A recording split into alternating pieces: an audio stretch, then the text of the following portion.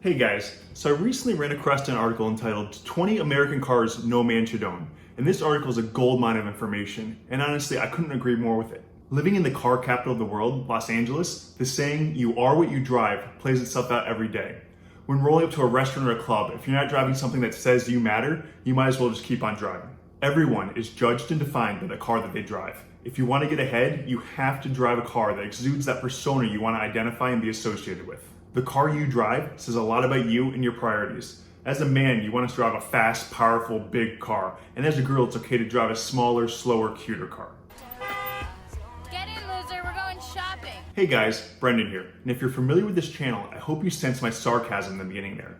Yes, this is a real article, and the opinions I mentioned in the beginning there were expressed in the article. Honestly, it's outrageous, and I don't agree with anything this author said. I'm amazed it was even published in the first place. Anyway, this is Health, Wealth, Happiness, where we strive to reach financial independence and give ourselves the option to retire extremely early by reviewing different personal financial related topics, ranging from navigating the unpredictable and crazy investment market to tips and strategies to help you earn and save more money. If you're new here, make sure you hit the subscribe button so you don't miss any future videos. In today's video, we're going to review the idea of living up to others' expectations and the societal pressures that we each have to deal with on a daily basis. In all honesty, the notion that you have to drive a fast and powerful car to get respect is absolutely ridiculous. The car you drive doesn't matter, and living up to those societal ideals can hold you back from achieving your true goals. And this extends much further than just the four wheels in this climate-controlled sphere that you choose to drive around in. And stick around till the end, because then I'll tell you the 20 non-manly cars that were mentioned in the article, and I'll give you one small tip that you can make to save over $100,000 in 10 years. So let's get into it.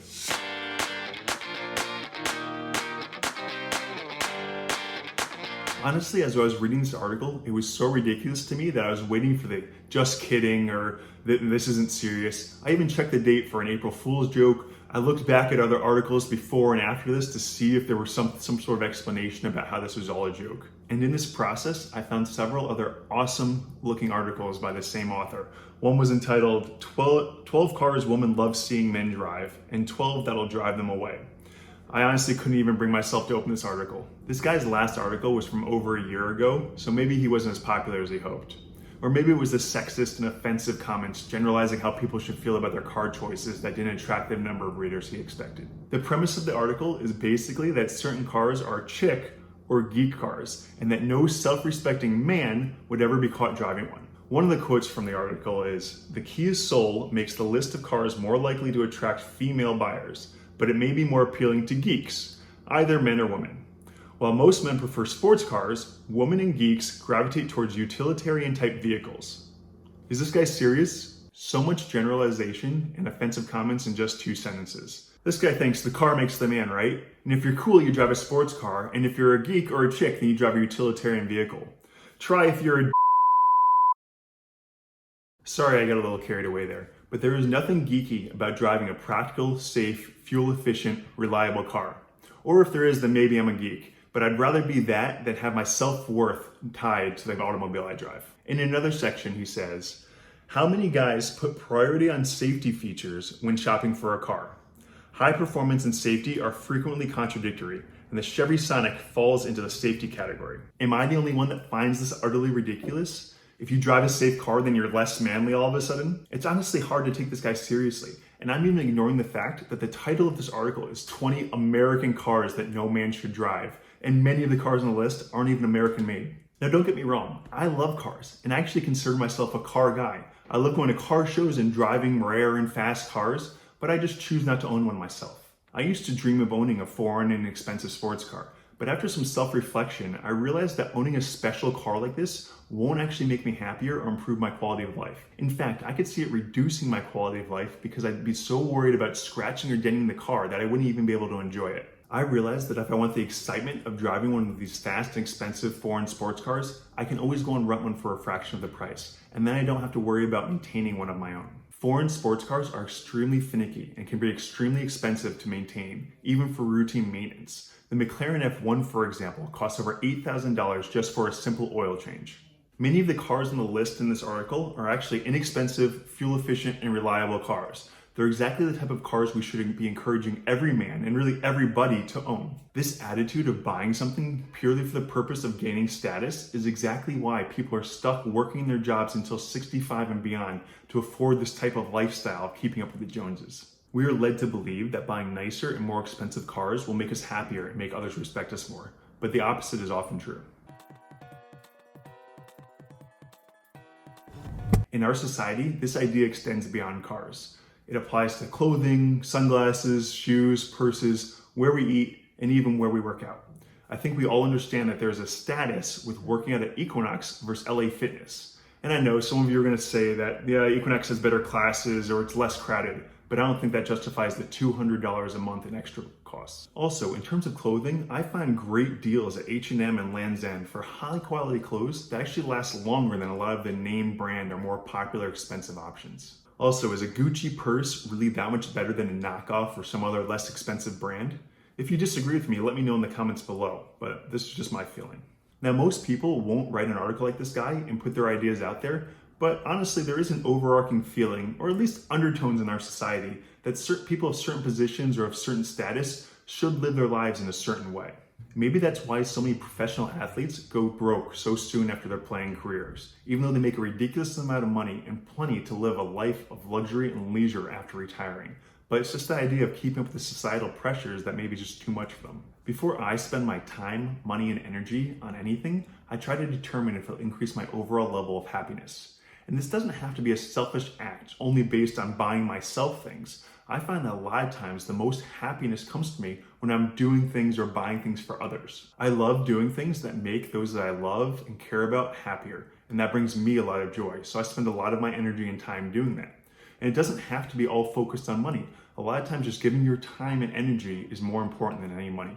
Oftentimes when I meet the owners of these fast and expensive cars, I find that they're not as happy as you'd expect. A lot of times they're chasing after or trying to reach some sort of respect or status that they just haven't gotten yet. And even though they already own something extremely nice and expensive, they seem to be always reaching or looking for that next thing to buy to get the next shot of dopamine to make themselves feel good again. I feel that many times these people aren't content or secure in themselves. So they're always reaching for the next thing to buy to try and build themselves up again. The problem is this is a fleeting feeling. So as soon as you buy something, that feeling begins to go away. And to get it back, you have to buy something again. Now, obviously, I'm making a very big generalization here. So if you own a nice car, please don't get offended. There are many reasons to own this, but this is just a feeling I get a lot of the time. Toshiba Handybook. Toshiba Handybook? This says it does everything the iPad does at half the price. Mom, do not screw me over again! If I take that thing to school, everyone's gonna think I'm a poverty-stricken. And honestly, this is a feeling I get. When I've bought nice, expensive things, for a short period of time, I feel really good about it. But then I've noticed that over time, that feeling goes away. And oftentimes, after the fact, after I've spent a lot of money on something, I actually feel bad about it. Luckily, I've noticed this trend, and I've realized that I'm happier saving my money. I get a real high from looking at my investment accounts and thinking about and dreaming about the times when I can use that money and trade it for my time back. And I use this knowledge to resist the urge to buy something that I think I want in the time. And I also think about my overall happiness. And if I don't see it increasing my overall happiness down the line, then I don't buy it. And honestly, I found other activities that replace that good feeling that used to come from buying things. I hike with my wife and my dog. I play ball with my dog. We paddleboard, we play tennis. A lot of these activities bring me a lot of joy. And also, after the fact, I don't ever regret doing them like I used to when I was buying certain items. So as promised earlier, here are the 20 cars that no man should own. Number 20, the Porsche Boxster. 19, Toyota Yaris. 18, Smart for 2. 17, Kia Soul. 16, Chevy Sonic. 15, Ford Fiesta. 14, Hyundai Accent. 13, Honda Civic. 12, Kia Forte. 11, Toyota Corolla. 10, Hyundai Elantra. 9, Chevrolet Spark. 8, Kia Rio. 7, Nissan Versa. 6, Volkswagen Jetta. 5, Mazda MX-5 Miata. 4, Fiat 500. 3, the Ford Ka or Ka, I'm not sure how you pronounce that one. 2, the Volkswagen Beetle, and 1, Mini Cooper. Now, many of these cars are actually great for financial independence. Now, I wouldn't recommend buying all of them though. I personally use Consumer Reports to find the most reliable cars. Toyotas and Hondas are always very high in Consumer Reports list, and I would have no problem buying a used Toyota Corolla or Honda Civic. Those cars will last forever. They have very few problems, but even if you do have problems, it's very inexpensive to fix, as opposed to many of the popular luxury brands out there. Now, this author did forget to mention the best option out there, or in his mind, it'll probably be the worst. But my preference is to go with no car. I bike as often as possible. I have a car, but I rarely use it. And I know, in LA, this has to be reputation suicide, right? How can I let people see me riding around on a bike rather than driving an expensive car? But honestly, I prefer it. I love riding my bike, and honestly, I couldn't care less if other people look down at me for it. I bike to and work every day. Well, not now because of the virus, but before this, I was biking for at least the last 2.5 years, every day to and from work. Now, maybe some insecure men who like to drive their loud Mustangs while sitting in traffic on the way to work would be embarrassed to ride a bike, but I'm proud of it. It shows dedication to my goals of achieving financial independence. Also, it's better for the environment, and it takes a few inches off the waist. Now, I've spoken in a previous video about how great bikes are, but I'll reiterate some of the most important points here. Bikes are really the greatest invention of all time. They take us from a species that averages about 3.5 to 4 miles an hour and bumps us up to 60 to 20 miles per hour over extended distances. That makes us the fastest animals on Earth. I'd say that any distance less than 10 miles is well within biking distance. And over that could justify using a car, but oftentimes you could still get away with a bike. And over the last 2.5 years since I've started biking for all local errands and commuting to and from work, I've noticed the savings in gas and car maintenance, and also the gut-punching fitness improvements. So LA is known for its terrible traffic, and I would get extremely upset and disgruntled sitting in traffic on my way to work. I would get to work a little upset, and it would really kind of mess up my whole day. And then I'd have to work out longer after work to make up for this sedentary lifestyle. But after beginning to bike, I've actually been able to reduce my commute some days. But generally it takes about 5 or 10 minutes longer to go than 9.5 miles each way to work. But then I can spend less time at the gym after work, and I get to spend more time with my family when I come home earlier. Biking is much more consistent, and I get a high by speeding by all the traffic and never having to wait at a light for more than one cycle. I arrive to work fresh and awake, and it boosts my mood, and I feel a lot better throughout the day. And I mentioned earlier that there's one change you can make to your daily life to save an additional $100,000 over the next 10 years. And you may have guessed it, but it is biking to work for your commute. The average American commute is 16 miles each way, and average car expenses are estimated at 57.5 cents per mile. That includes gas and maintenance and repairs and all of the other things that go along with owning a car. Now that means that the average American spends about $18.40 each day just driving to and from work. Now compounded over 10 years at a 7% annualized return, that's about $97,295. And this monetary advantage only increases the more often you use your bike. If you had a basket or even better, a trailer to your bike, you can do 99% of your local errands like grocery shopping and other things like that just using your bike. With biking, finding parking is never a problem. You lock your bike up right next to the front door, and it's free. And this $100,000 advantage is only from using your bike to commute over a 10-year period. If you use it more often for other errands or a longer period of time, then obviously there's bigger savings. That's a great return on a few $100 investment in a bike with little to no maintenance costs, and it saves you time at the gym. And the increased health benefits from biking daily will reduce your future doctor visits and prescriptions, saving you money and helping you to live a longer and healthier life. I've even found that I care much less about what type of car I'm driving. What does it really matter when 99% of the time it's just sitting in the garage? And honestly, I've even flirted with the idea of selling a car altogether and saving the insurance costs and just using Uber or Lyft to get where I need to go. But I haven't quite made that jump yet. I still like having a car there as an option if I really want it. But maybe that's just me really being a sissy pants and I need to get over that and sell my car. I don't know. You tell me in the comments below. Now I know what you're going to say. Brendan, that may work in LA where it's great weather all the time, but it won't work in my city or for my commute or because of my physical conditioning or because of my age or whatever other excuse you want to give me. But honestly, that's just what it is. It's an excuse, and for 99% of you, you can do this if you wanted to.